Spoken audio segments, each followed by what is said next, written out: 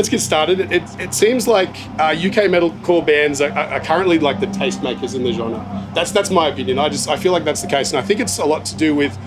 It seems to be, guys like you, guys like Bring Me the Horizon, things like that, are sort of being the forebearers of kind of like that, throwing in like really intense EDM and synth elements and a lot of sampling and stuff. Yeah. Do you think that has anything to do with like sort of, classic 90s UK dance, EDM, trance and all that sort of stuff, happy hardcore? Do you think there's kind of a DNA there that's sort of bleeding through into that genre now? Yes. Yeah. 100% for us. Like the Sean, our guitarist, who's been messing with all like the vintage synth sounds and stuff like that. Yeah. And yeah, it's definitely his influence. From being younger, he used to say that his family used to listen to a lot of that, and the same really. So yeah, I would definitely say that's where it comes from for us, and it's fun to do. Yeah. Like, well, it brings such creative diversity, right? Like, I mean, for the longest time, metalcore and deathcore and hardcore, they kind of stayed in their lane and just, it was like you go brutal and then you do a breakdown. You go brutal, you go breakdown. But there's so much color now, and I think that I don't know. Do you think that it's like bands like you guys are sort of bringing in a new evolution to the genre, or do you think the genre is just widening in scope because it's kind of reaching that point where it needs a little bit more input? Yeah, a bit of both. Like for me, and the rest of the guys in While She Sleeps, we came together like. Initially, they were already like a small band anyway. When I joined in 2009 and met the guys, like we just partied and we were both in separate bands, but we just came together through the love of like that early metalcore sound, like Unearth and Killswitch and As I Lay Dying and Darkest Hour and bands like that. We just fucking adored the riff style and everything. And then for me personally, like after the genre broadened so much, it turned into a little bit of a dirty word almost. There was so much of it, and people just almost felt like they knew the formula, and it had already been done so well by so many of those bands. Yeah. So I think, and when you're a young band as well, you don't want to, you want to appease your fan base. You're worried. You're trying to make this a career, so you don't want to veer off into something completely different second record, and then everyone's like, well, what the fuck you doing? So many bands have made that mistake in the past. Yeah, so I think for us it's always about keeping the elements that make it While She Sleeps, but also trying to have fun in the studio. We never want to be a sort of band that pigeonholes ourselves and stays solidly in one record. We always want to try and evolve, try new things. And I think that with things like the Patreon that we have, the Sleep Society, and the fact that we've been going this many years now, it just kind of allows us to have a bit more freedom, knowing our fan base is going to stay true and loyal, and will still, come out and support us and all those things. So I think as we're progressing, it's just allowing us to evolve and have more fun, really, and not be like, oh, our fan base is going to love this, Do you think that also adding a lot more of those sort of melodic elements and stuff makes it more accessible and therefore draws a different audience as well? Yeah, for sure. So some of the audience is evolving, and you're just also widening the net a little bit as well. And as well as that, like I said, we all came together through the mutual love for like 2000s metalcore back in the day, but as we've grown older, like our music taste isn't just the same bands that we all listen to. Like we've all gone off in our different ways and listening to different things, and I think what you're hearing at the moment is just a collaboration of everyone's different thing, which at times can be difficult because you've got 5 punk rock dudes with a DIY ethic that are really working hard that all want to get a taste of what they like in the record. So you have to compromise and work your way through that, but at the same time, that's why you're seeing loads of different sounds and a collaboration more between what we all like. Right? I'm really taken with Silence Speaks. There's some really creative melodic moments in there, like the layered harmony parts and stuff like that. They jump right out, right? And the beautiful middle 8, like you really dial it back to just something sonically just really beautiful. Modern metalcore by nature seems to love playing around, experimenting with interludes and textures that leap out and grab you. It gives the song scope and depth and stuff like that, room to breathe. Where do you start a song like that? Do you guys demo stuff, or do you produce as you go in the box? Like, do you start with, like, say, just throw down a couple of loops or whatever and riff over them? Or we do both things. Sean's borderline obsessive with it. He absolutely adores writing music. So he's always sort of backed up with ideas and riff stuff and songwriting, and he's great at it, man. So he's always got stuff happening. I think for us, like, we're talking about, collaboration between our band members and stuff like that. We all have a band called Thrice. And I think what Thrice have taught us over the years that, like, if a song can translate on acoustic as well as it can be amplified, then it kind of helps, and you feel like it's a good song. Yeah. So I think it doesn't matter how you produce it. It's a good yeah, song, right? yeah. So for us, those bits that chill, I think, for me anyway, when bands are like heavy, death metal heavy, and it's a consistent heavy, it almost loses how heavy it is. Yeah, for us, we like to dynamics, right? We like to drop the energy so that when it comes back, it feels like it's raging again. Yeah. And I think that's just something we've tried to do, and like the way that is. So yeah, I think that's why you're seeing bands like play around with stuff and try. But there's a difference between doing it with taste and nuance and just sort of throwing in a synth part. You know what I mean? I'm just going to put a pad here and a drum groove, but you can really like creatively, like as you guys did here, it cohesively all works really well, you know, and that's what I sort of was getting at initially when I was talking about how, you know, you guys and bands sort of similar in similar vein to you guys are kind of like the current tastemakers, because I'm hearing a lot of younger bands sort of coming to metalcore and they're adding those elements in from the beginning rather than evolving into it, you know what I mean?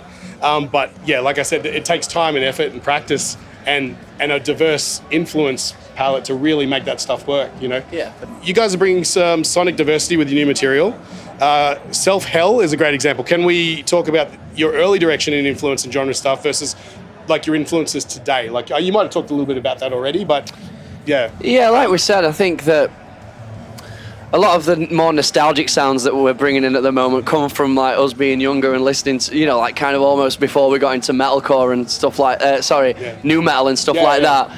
Yeah. And it just, when you have something in the studio that feels nostalgic to you, regardless, you want that nostalgic feeling to translate. Yeah. There's definitely some new metal in there. You know, but it's just a nod, right? Yeah, it's just a little bit.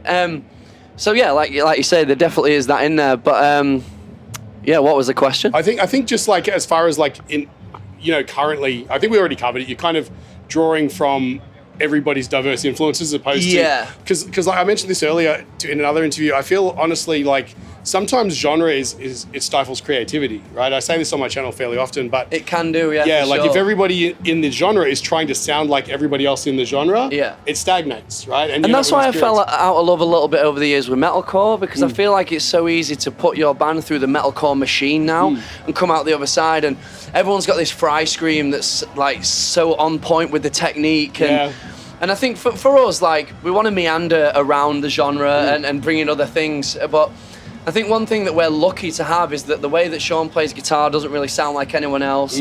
I've not got my technique down, so I always sound fucked. And it's just got, we are a metalcore band, but we have a lot more punk rock in there than what you might hear on a record. When you come and see it live, it feels more punk, you know? And, you know, all our guys are like punks at heart, so we have that running through. I was doing a bit of studying, I was looking into Sepultura, and one of the questions I had for Derek, I didn't get to actually ask him today, but was that like, originally he had that rawness, and back in the old days, everyone just yelled, right? You yelled until it distorted, and and now I listen to some of their more modern stuff, and I can see that there's technique there now, right? He's got that fry scream down. Yeah, and technique's great, man. Do you know what I mean? It keeps you singing, right? I've had 4 throat surgeries now. And every time I have one, I'm like, fuck, this is going to be it for me. Luckily, it's not. And I keep working on my technique and this and that. But I think that there's so much like just rawness ingrained into my shouting, if you like, that I find it really hard to relax to the point of making those mechanisms work. Right? It's like pulling it back and relaxing into it rather than forcing it out. Rather than going ham. But I find that really difficult to strip back and relax. I'm just fucking running around all over the place and especially now that like all of those older performances are ingrained in your DNA, you know, trying to change that now is rough, right? Okay, so Sleep Society is a banger. Thank you. It's amazing how the track almost sounds electronic, right? So the guitars have a real synth lead sort of vibe to them. I know there's a whammy pedal involved, but are you guys pedaling out guys or amp sims modeling? Like, how do you guys do it? Everything?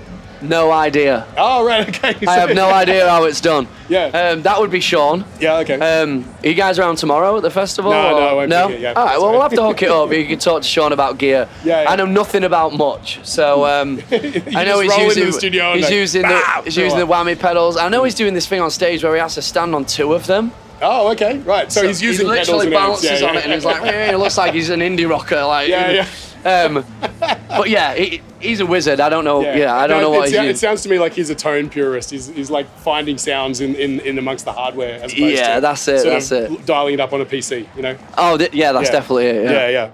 Okay, going all the way back to stuff like Crows, right? 13 years ago. Yeah. Oh boy, do you remember? Right? Like, hang on, I'm correct, right? That was after you joined, right? 2009 was about that was the first thing. I just want to make sure Wikipedia wasn't lying to me. No, so there was a strong melodic component even back then, right? Mm-hmm. What kind of direction or influences formed your early material? Again, we're talking about stuff we've already covered, but cool. What about lyrics? How do they factor into the creative process? Like, are you the kind of person who writes poetry? Do you just riff over like the tracks you're given? Okay. So I'll just go back a little bit and answer that, because you said something then that was might be interesting to people watching. So like early 2000s, metalcore was massive, and then it moved, like it is doing at the moment, into like death metal, like getting really popular again. Yeah. And it was at that time I joined While She Sleeps, and there was so much metal going on that I was kind of like, there's a bit of a gap here for being a bit more heartfelt and actually, you know, like I don't want to sing about ripping someone's head off and shitting down my neck. You know, I wanted to. There was a thing inside me that wanted to like honor my forefathers a bit more and sing about something that's a bit more from the heart, that's ingrained in our history. So that's why that came about. Like we kind of went, oh, we're going to do this kind of thing, and you know, our first album, This Is a Six. The title of that record is to acknowledge and thank our fan base. You know, there's 5 of us in the band, but the 6th member is everyone out there that's like giving us a chance to make this a career, you know what I mean? So we've always had that instilled in our message, and so that's kind of why we chose sort of metalcore, I guess, and not to go like crazy heavy. And then you were saying... Yeah, and like, so with the lyrical process, like do you tend to riff over stuff, or... I'm useless. Like I don't even play guitar. Like, and I think it's criminal in what I do. You know. I'm some of the best singers in the world aren't musicians. I'm actually trying. I mean, Jamiroquai just like boom, da back, da boom, and then he's fucking. But so I've never learned to play guitar. I could literally play a few chords now, and that does help me get in a little something to take to the band. So I basically just write poetry, man. Just have like a book and a pencil, or like even if I'm on tour, like just trying to jam it into my phone, and then I'll just take like. Get that backed up over the course of like before going into the studio, and then just bring it out and just like pull things that I like that might go with other things, almost like piece it together a bit like a jigsaw, if you like. And I'm like, that sort of massage parts into the that bit of a message, or that line goes nice with that line, and so that's kind of how we work. The other guys all do it a bit differently, you know. Sean will write hook lines to his guitars and stuff like that, but I'm just a bit useless and never quite learned to play anything yet. I even got like the mixing decks and stuff, and started being like, this could be my bit in the band, you know, like I'm just gonna start. And I got to the point where I could flick the fader and I was doing that, and I was just like, fuck it, no one wants to hear me do that. You play any of the portable decks like the guitar, right? You take it out in front, you around your neck. Hey, look, anything's possible with you guys, because you're diverse enough as it is, but you could take things to another level if you wanted to. We'll see what happens. Yeah. Well, anyway, that's about all the questions I got. Thank you so much for your time. You've been very generous. Thank you, bro. Appreciate your time. The chat. Peace out. Shout out to anyone listening. Big up. Thanks, man.